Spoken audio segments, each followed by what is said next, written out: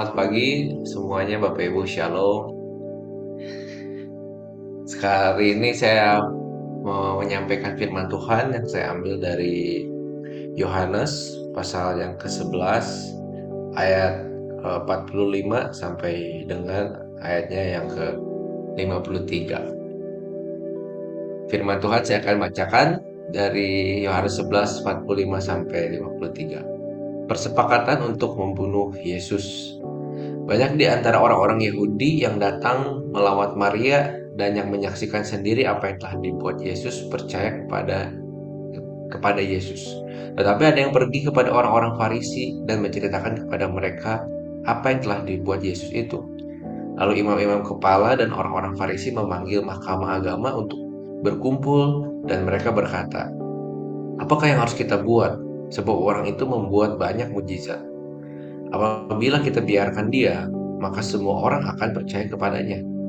Dan orang-orang Roma akan datang dan akan merampas tempat suci kita serta bangsa kita." Tetapi seorang di antara mereka, yaitu Kayafas, imam besar pada tahun itu, berkata kepada mereka, "Kamu tidak tahu apa-apa, dan kamu tidak insaf bahwa lebih berguna bagimu jika satu orang mati untuk bangsa kita daripada seluruh bangsa kita ini binasa." Hal itu dikatakannya bukan dari dirinya sendiri, tetapi sebagai imam besar pada tahun itu ia bernubuat bahwa Yesus akan mati untuk bangsa itu, dan bukan untuk bangsa itu saja, tetapi juga untuk mengumpulkan dan mempersatukan anak-anak Allah yang tercerai-berai. Mulai dari hari itu mereka sepakat untuk membunuh dia atau untuk membunuh Yesus. Jadi menarik apa yang kita temukan di dalam Yohanes pasal 11 ini, yaitu satu konteks yang dimana pada saat itu kalau ada kata melawat Maria, artinya banyak orang-orang itu sedang berkabung mendatangi keluarga Maria dan Marta yang kehilangan saudaranya yang bernama Lazarus karena sakit dan sudah mati. Jadi kondisinya mungkin kita kalau lihat di zaman sekarang seperti sedang ada di dalam sebuah kedukaan, rumah duka, keluarga-keluarga kerabat berkumpul karena ada seseorang yang meninggal. Orang-orang ingin menyampaikan duka citanya, ingin menyampaikan simpati dan empatinya. Tetapi kita tahu sendiri bahwa di dalam peristiwa itu ada sesuatu hal yang ajaib, mujizat yang terjadi, yaitu Yesus datang dan ketika Lazarus sudah mati, Yesus menenangkan Maria dan Marta dan mengatakan bahwa Lazarus akan bangkit kembali. Dan benar ketika itu Yesus memanggil Lazarus keluar, bangkit dari kuburnya, dan Lazarus keluar dengan tubuh yang masih dibalut dengan kain. Dan ini luar biasa.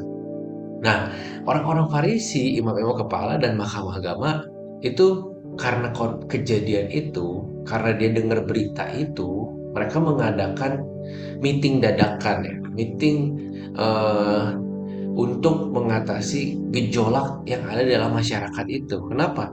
Karena bayangkan ketika terjadi ada Yesus yang membangkitkan orang mati, ini membuat gempar mereka semua gitu.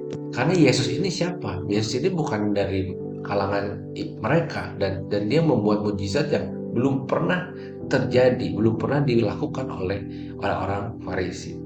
Nah, mereka membicarakan gimana sih caranya kita akan mengatasi orang ini. Anak tukang kayu dari Nazaret yang bukan siapa-siapa melakukan mujizat, pekerjaan yang luar biasa, dan yang jadi masalah di dalam percakapan tadi adalah pengikutnya itu banyak banget. Pengikutnya makin banyak karena orang terkagum-kagum dengan apa yang dilakukannya. Nah, di tengah kegaduhan itu, di tengah rapat, mereka berpikir gimana ya kita harus lakukan apa. Nah, di sini ada yang menarik sebenarnya di ayat 49, yaitu seorang dari antara mereka, imam besar Kayafas, muncul dan mengatakan sesuatu. Nah, ini penting. Ada yang kita garis bawahi, dia adalah seorang imam besar yang menjabat pada saat itu. Dan Kayafas mengatakan, "Kamu tidak tahu apa-apa dan kamu tidak insaf bahwa lebih berguna bagimu jika satu orang mati untuk bangsa kita daripada seluruh bangsa kita ini binasa." Nah, kalau kita renungkan, kalau saya tanya kepada saudara-saudara, perkataan Kayafas ini perkataan Tuhan atau perkataan emosinya?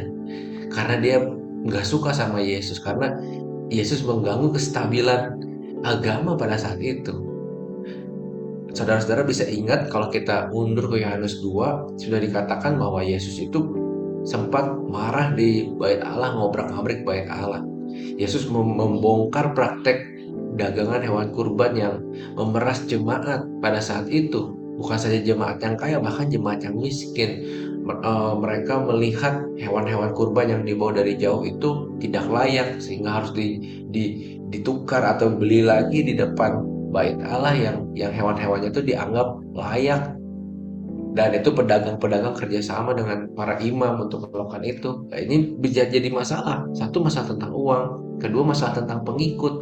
Karena pada saat itu mereka itu adalah agama yang walaupun mereka dijajah, tetapi karena mereka adalah pemimpin agama dan dianggap orang-orang Yahudi itu religius, sehingga penjajah pada saat itu pun orang-orang Roma pun melakukan kerjasama dengan para pemimpin agama, karena mereka ingin kalau mau ngatur orang susah, mau suruh pemimpin agamanya aja yang ngatur. Nah, ini jadi masalah. Jadi ada yang menarik dari perkataan Kayafas ini, dari perkataan satu kalimatnya bisa diartikan dua.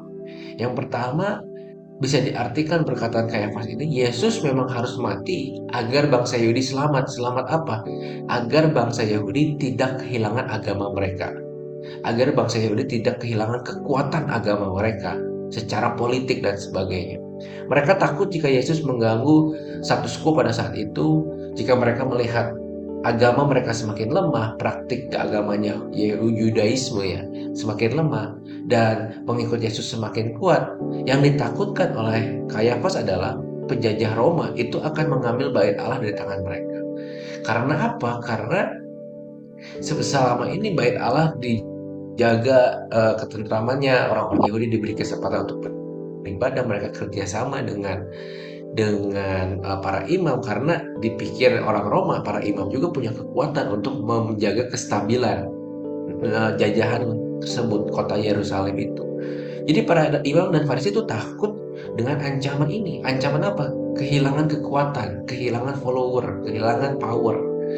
Para imam Farisi takut dengan ancaman agama mereka menjadi lemah, orang-orang menjadi pengikut Yesus, dan akhirnya kalau kalau penjajah lihat seperti itu, artinya mereka nggak akan dianggap. Nanti yang dalam pikiran mereka, orang-orang Roma itu pengen bikin deal kerjasama sama Yesus, nggak sama mereka lagi. Mungkin mereka akan disingkirkan, dan yang menjadi antek-anteknya dalam tanda kutip ya, orang Roma itu ya Yesus aja, karena Yesus pengikutnya lebih banyak daripada imam-imam ini. Nah, ini yang mereka takutkan. Makanya muncullah perkataan Kayafas ya, dengan kemarahannya, dengan kebenciannya. Kamu tidak tahu apa-apa dan kamu tidak insaf bahwa lebih berguna bagimu jika satu orang mati untuk bangsa kita daripada seluruh bangsa kita ini binasa. Pengen matiin Yesus. Tetapi ini jadi menarik karena Yohanes catat di sini. Yesus harus mati bukan agar bangsa Yahudi tidak kehilangan agamanya, tetapi di sini dicatat Yesus harus mati agar bangsa Yahudi diselamatkan karena anugerah Allah. Ayat 51 sampai 52 mengatakan hal itu dikatakannya bukan dari dirinya sendiri, tetapi sebagai imam besar pada tahun itu. Ia sedang bernubuat bahwa Yesus memang akan mati untuk bangsa itu. Dan bukan untuk bangsa itu saja, tetapi juga untuk mengumpulkan dan mempersatukan anak-anak Allah yang tercerai-berai. Jadi Yohanes menulis dalam Injil Yohanes ini bahwa perkataan Kayafas itu merupakan sebuah nubuat. Walaupun kita pikir sepertinya percakapan ini muncul dari kebencian, dari orang yang ingin menyingkirkan Yesus, tetapi pada saat itu juga Yohanes catat, inilah nubuat, sebab Kayafas, ini di-highlight, Kayafas pada saat itu adalah imam besar, ada jabatannya secara rohani. Dan kita tahu struktur yang ada di dalam keagamaan Yahudi juga, apa yang Tuhan mau sudah dilakukan sejak zaman Musa ya. Jadi ada peraturan-peraturan agama yang Tuhan berikan sendiri kepada bangsa itu. Jadi ini menarik karena Kayafas yang pada saat itu dalam tanda kutip ya, jahat, tidak dekat dengan Allah, tidak peka dengan suara Tuhan, tidak tahu bahwa Tuhan sudah mengirim Mesiasnya.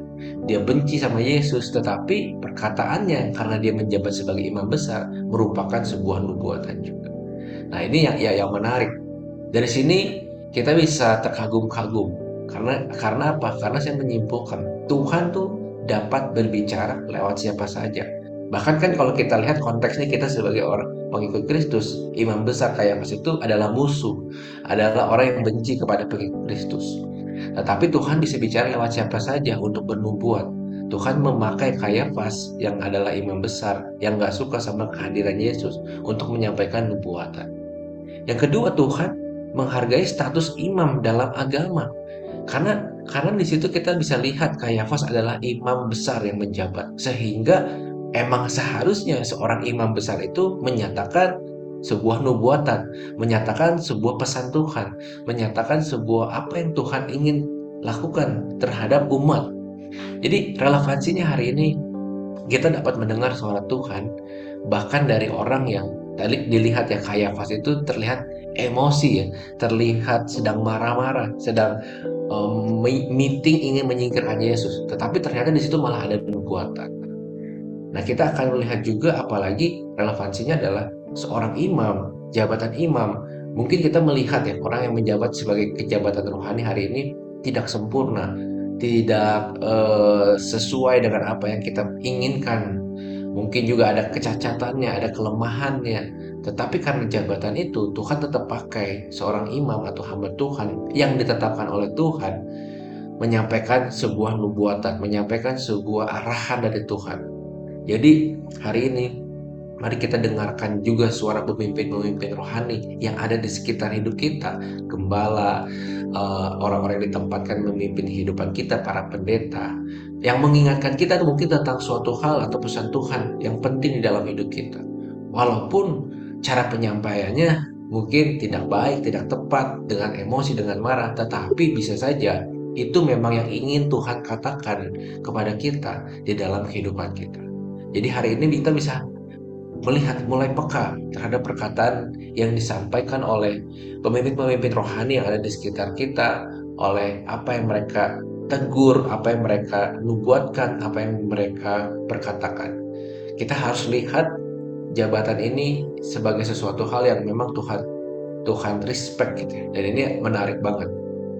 Nah, tetapi yang saya lihat yang paling menarik adalah tadi Kayafas dengan kebencian, kemarahannya ternyata bisa memperkatakan sebuah nubuatan, dan kita tahu itu akan terjadi. Kita sekarang sudah hidup melihat itu, bahwa benar bahwa Yesus dikorbankan, dibunuh satu orang, mati untuk menyelamatkan satu bangsa, bukan hanya bangsa Yahudi bahkan, tetapi untuk menyelamatkan bangsa-bangsa yang percaya kepada Dia. Hari ini dalam Yohanes 11 ini kita tahu, walaupun ada niat buruk, walaupun ada niat jahat, tetapi ketika itu dipakai Tuhan untuk menyampaikan sebuah pesan, ternyata pesannya itu pesan yang sangat penting, yang ternyata bangsa Yahudi juga melihat bahwa pesan ini digenapi, dan akhirnya Yesus menjadi juru selamat buat seluruh orang yang percaya kepadanya. Walaupun kita sedih hari ini karena secara bangsa, memang bangsa Yahudi itu masih berkeras hati untuk tidak menerima juru selamat yang dikirim untuk mereka. Tetapi kita tahu cepat atau lambat banyak yang akan bertobat, khususnya bangsa ini, khususnya janji Tuhan kepada bangsa Yahudi untuk mereka menerima juru selamat, dan akhirnya mereka bertobat dan percaya kepada Yesus sebagai juru selamatnya. Hari ini ini yang setelah saya sampaikan, semoga ini memberkati kita, menguatkan kita, dan kita percaya bahwa pesan Tuhan bisa dikatakan oleh siapapun, tapi terutama oleh orang-orang yang diberikan jabatan rohani di kehidupan kita hari-hari ini. Kita perlu dengarkan mereka, walaupun mereka juga orang biasa, manusia biasa yang gak sempurna, tetapi mungkin ada kataan Tuhan, teguran Tuhan untuk diri kita sebagai jemaat yang disampaikan lewat para imam. Tuhan Yesus memberkati.